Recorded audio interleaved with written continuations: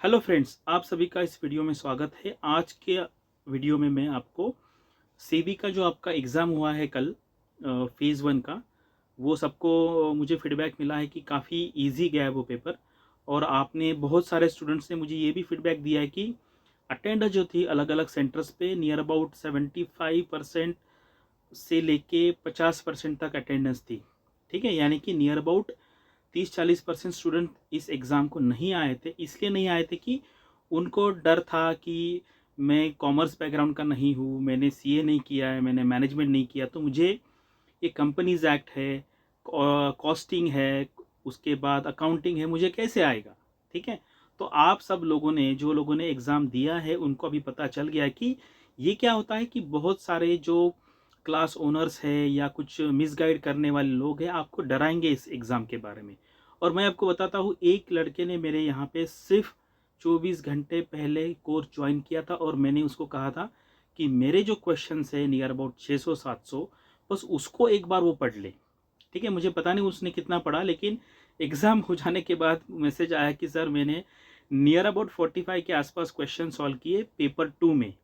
तो आपको अभी पता चल गया होगा कि ये जो सारी एग्ज़ाम्स होती है रेगुलेटरी बॉडीज़ वाली, यानी कि आरबीआई ग्रेड बी हो या SEBI grade A grade B हो, या फिर सेबी का ग्रेड बी वाला, नाबार्ड का ग्रेड ए ग्रेड बी, या फिर आप आईआरडीए का लीजिए। ठीक है, अभी आईआरडीए का आया नहीं है बहुत सालों बाद।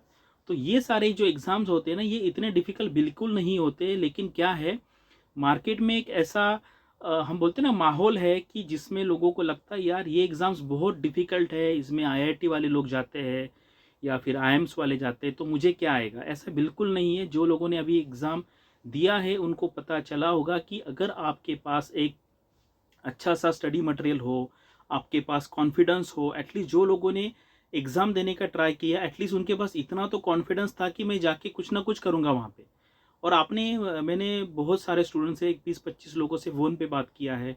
उसके बाद व्हाट्सएप एंड फेसबुक पे मैंने 100 लोगों के साथ बात किया, तो मुझे ये पता चला कि पेपर 2 बहुत ईज़ी था। अभी इसमें एक बात ये है कि सब स्टूडेंट्स को ये एक डाउट है कि अभी इसका कट ऑफ क्या होगा।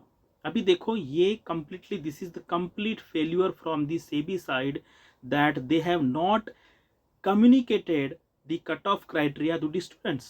Lot of students and institutions have filed the RTI, and they got reply from the RTI that they have clearly mentioned that those who will secure 30% in paper 1, 40% in paper 2, and overall 40%, they will clear the examination, means they will be eligible for phase 2.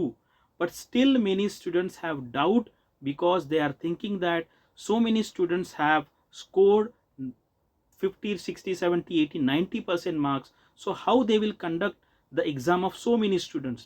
तो इसका मतलब है, सेबी ने इतने बार RTI में कहा, सेबी ने handout में बताया, सेबी ने उसके बाद नोटिफिकेशन में कहा, लेकिन इतना करने के बाद भी स्टूडेंट के दिमाग से ये डाउट नहीं जा रहा है। मुझे पता है आपके दिमाग में भी ये डाउट है। इसका मतलब क्लियर है कि सेबी ने ये कम्युनिकेशन बिल्कुल ही क्लियरली नहीं किया है। एक्चुअली उनके तरफ से अच्छा कम्युनिकेशन जाना चाहिए था कि लोगों को उस पर भरोसा आए कि यार ये ऐसा ही कट ऑफ है। अब स्टूडेंट को ये डाउट है कि यार अभी अगली मेरिट लिस्ट बनेगी नहीं बनेगी। देखो, ये सारी आप चीज़ें छोड़ दीजिए, अभी इसके बारे में मत सोचिए कि 40% रहेगा या वो 80% ला के अलग से मेरिट लिस्ट बनाएंगे। देखो, ये अगर क्रूशियल टाइम आपने गवा दिया, जब तक आपका फेज़ 2 एग्ज़ाम का फेज़ 1 का रिजल्ट नहीं आएगा, तो फिर कोई फ़ायदा नहीं, क्योंकि आपको पता है आपके पास नियर अबाउट 40 डेज़ है। अगर आपने 7-8 डेज़ वेस्ट कर दिए, तो फिर आपका ये चांस, बहुत अच्छा चांस आपसे, आपके हाथ से चला जाएगा। अभी देखो, आपको ऐसा बिल्कुल ही समझना नहीं चाहिए कि जैसे पेपर 1 आया है वैसे ही पेपर 2 आएगा। देखो, पेपर 2 कैसे आएगा ये आप बिल्कुल ही छोड़ दीजिए, क्योंकि अगर पेपर 2 जो यानी कि फेज़ 2 है, अगर प्रीलिम जैसा भी आएगा, तो मुझे बताओ आपको 100 मार्क्स आ रहे हैं क्या? मेरे पहचान के 2-3 लोग हैं जो बोल रहे सर मुझे 95 के ऊपर 100% मिलेंगे। तो आज के डेट पे अगर इसके बेसिस पे अगर सिलेक्शन होता है सिर्फ पेपर 2 के बेस पे, तो इसका कट ऑफ जाएगा 90-92, बिकॉज बहुत सारे लोगों ने 90 के ऊपर किया है। तो ये जो कॉम्पिटिटिव एग्जाम होता है, इसमें कंपटीशन यानी कि पेपर का जो लेवल है बिल्कुल मायने नहीं रखता है, पेपर इजी आए या डिफिकल्ट आए।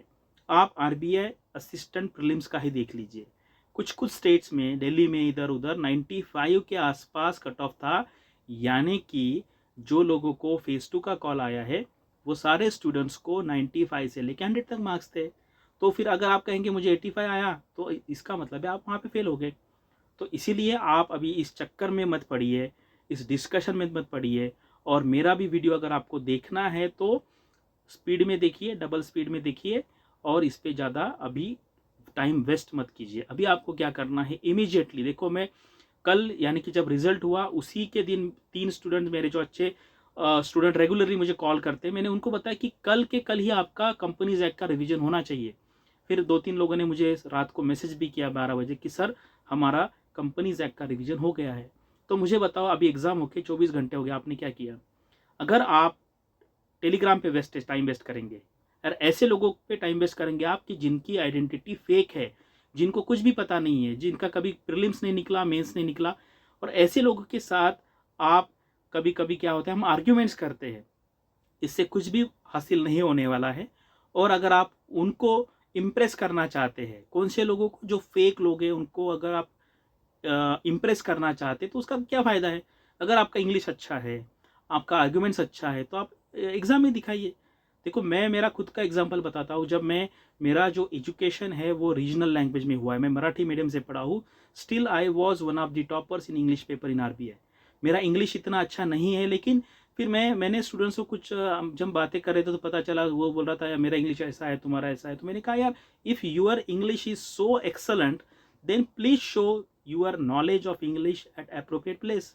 आप जाके इंटरव्यू में दिखाइए, या आप, आपके जो पेपर है आपका फेज़ 1 का 30 हो तो 30 मार्क्स लाइए। तो अगर आप फेसबुक पे, व्हाट्सएप पे, टेलीग्राम पे अगर आपका नॉलेज दिखाएंगे तो कोई फ़ायदा नहीं है।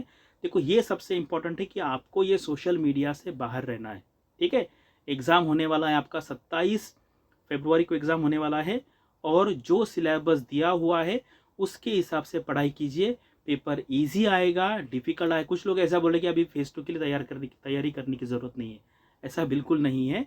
ये हम रेट्रोस्पेक्टिव बेसिस पे बात कर रहे हैं, यानी कि एग्ज़ाम होने के बाद आप बता रहे कि पेपर इजी था। एग्ज़ाम के मॉर्निंग में आपको तो सबको टेंशन आया था ना कि कैसे आएगा पेपर। तो फेज़ 2 एग्ज़ाम के लिए आपको फिर से वही जो सिलेबस दिया हुआ है सेबी ने, उसी को स्टिक करना है आपको, यानी कि उसी के हिसाब से आपको पढ़ाई करना है। और जो जो स्ट्रॉन्ग एरिया है, और देखो, मैंने स्टार्टिंग में भी वीडियो में कहा था कि आप न्यूमेरिकल का बिल्कुल टेंशन मत लीजिए, न्यूमेरिकल्स नहीं आने वाले। कोई एक थियोरेटिकल कुछ एक क्वेश्चन आया था, लेकिन फेज़ 2 के लिए थोड़ा बहुत न्यूमेरिकल देख लीजिए, जितना आपको समझता है उतना कर लीजिए। देखो, 100 आउट ऑफ 100 मार्क्स लाने की ज़रूरत बिल्कुल नहीं होती। आपको कितने मार्क्स लाने हैं? नियर अबाउट 80, 85, 90 तक मार्क्स लाने, यानी कि आपके पास आज भी स्कोप है। अगर आपको कुछ सेक्शन बहुत डिफिकल्ट जाता है तो 5-10% का सिलेबस आप ऊपर ऊपर देख के छोड़ दे सकते हैं। ठीक है, और ये हो गया अभी पेपर 2 का। पेपर 2 में क्या करना है, जो आपने फेज़ 1 में किया है उसी तरीके से आपको रिवीजन करनी है। मैं आपको आज भी बोलता हूँ, अगर कोई आज से भी आपको अगर स्टार्ट करना है पेपर 2 का प्रिपरेशन, तो आपको नोट्स रेडी रखने पड़ेंगे। ठीक है, आपको कंपनीज एक्ट के जो सेक्शंस है वो याद होने चाहिए, आपको अकाउंटिंग के रूल्स याद होने चाहिए, आपको कंपनीज एक्ट में कभी कभी डिफरेंस आ सकता है कि शेयर्स और डिबेंचर्स में क्या, इस टाइप के क्वेश्चन भी आपके फाइनेंस में आ सकते, तो आपके नोट्स रेडी रहने चाहिए। एंड अभी जो पेपर 1 है आपका, यानी कि जो इंग्लिश का पेपर है, उसका तैयारी भी आप चालू कर दीजिए, धीरे धीरे लिखना चालू कीजिए। देखो क्या है, इसमें आप किसी से ऐसा मत पूछिए कि मुझे आइडियल ऐसे भेज दो। ठीक है, ये इंग्लिश लैंग्वेज है, ये आपको धीरे धीरे डेवलप होगी। आप जैसे अभी देखो, मैं सेबी के लिए तो कोई पेपर 1 के लिए स्पेशल कोर्स लॉन्च नहीं करने वाला, क्योंकि already my schedule is very tight. ठीक है, मेरा जो आरबीआई का 75 डेज का प्लान है वो एकदम सिस्टमेटिकली चल रहा है, and every day I have to make a video, I have to talk to so many candidates on Facebook, on WhatsApp, on Telegram. Phone पे भी 8-10 लोगों का मुझे फ़ोन आता है, तो मुझे अभी बिल्कुल टाइम नहीं। इसलिए फेज़ 1 का जो यानी कि फेज़ 2 का इंग्लिश का जो पेपर है उसका कोई मैं स्पेशल कोर्स नहीं चालू करने वाला हूँ। जो लोगों ने मेरा आरबीआई का इंटीग्रेटेड कोर्स ज्वाइन किया है उसमें जितने पेपर आएंगे मैं इवेल्यूएट करूँगा, लेकिन अभी एडिशनल मेरे पास टाइम नहीं है। और आप एक एक ऐसे लिखिए, और कोई आपका जो टीचर होगा इंग्लिश का, या आपने जहाँ पे कोर्स लगाया होगा, उनसे आप इवेल्यूएट कर लीजिए। एंड ये याद रखिए कि यहाँ पर आपको बिल्कुल ही इंग्लिश, आपका इकोनॉमी, फाइनेंस का, कैपिटल मार्केट का नॉलेज नहीं दिखाना है। इंग्लिश के पेपर में आपको सिर्फ इंग्लिश का नॉलेज दिखाना है। तो शॉर्ट शॉर्ट सेंटेंस में आपको सेंटेंसेस लिखने हैं, आपका वोकेबलरी अच्छा होना चाहिए, ग्रामर अच्छा होना चाहिए, पंक्चुएशन होना चाहिए, बेसिक बेसिक चीज़ें, यानी कि कोई ग्रामर का बुक आप देख लीजिए। और अगर आपको सक्सेस लाना है इसमें, तो जब तक आपका रिजल्ट आएगा प्रीलिम्स का, तब तक आपके 2 सेक्शन कंप्लीट होने चाहिए। तो 2 सेक्शन कौन से हो सकते हैं? एक तो कंपल्सरी मैनेजमेंट आपको करना ही करना है, उसके बाद कंपनीज एक्ट हो सकता है, या फिर कॉस्टिंग वाला हो सकता है, ठीक है। या तीनों में से कोई भी 2 सेक्शन आप रिजल्ट तक कंप्लीट कर लो। आपके नोट्स ऐसे रेडी होने चाहिए कि जब एग्जाम होगा आपका, उसके मॉर्निंग में सुबह अगर 5-6 बजे आप उठेंगे तो आपका रिवीजन हर टॉपिक का एक 30 मिनट्स में होना चाहिए। इस तरीके से आपको नोट्स तैयार करने हैं, ठीक है। तो ऐसा कोई, देखो क्या होता है ना, लोगों को क्या लगता है कि हमें ऐसी आप एक जादू की छड़ी दे दो कि वो घुमाने के बाद मेरा रिजल्ट आ जाएगा। ऐसा बिल्कुल नहीं है। आपने जैसे लगन से पढ़ाई की थी फेज़ 1 के लिए, उसी तरीके से पढ़ाई कीजिए, और थोड़ा सा उसका हम बोलते हैं ना लेवल बढ़ा सकते हैं आप, क्योंकि आपको पता है अभी अभी तो मान लो सबको पास कर देंगे वो, लेकिन मेंस में ऐसा नहीं है। अभी मेंस में क्या है, जितनी सीट्स है उसके 3 गुना लोगों को वो बुलाएंगे इंटरव्यू के लिए। तो इसीलिए पेपर ईजी आ जाए, प्रीलिम जैसा आ जाए या डिफिकल्ट आ जाए, आपको क्या करना है, you have to perform relatively better than the others. तो आपका परफॉर्मेंस बाकी लोगों से अच्छा होना चाहिए। अगर कल का जैसा पेपर आया है और अगर आपको 90 के नीचे मार्क्स आ रहे हैं, इसका मतलब you are not in the competition, ठीक है। तो इसीलिए पेपर ईजी आए, डिफिकल्ट आए, प्रीलिम जैसा आए, बहुत डिफिकल्ट आए, आपको पढ़ाई करते रहनी है और बिल्कुल ही टाइम वेस्ट नहीं करना है, ठीक है। तो ये है मेरा आपको सजेशन, और आप इस तरीके से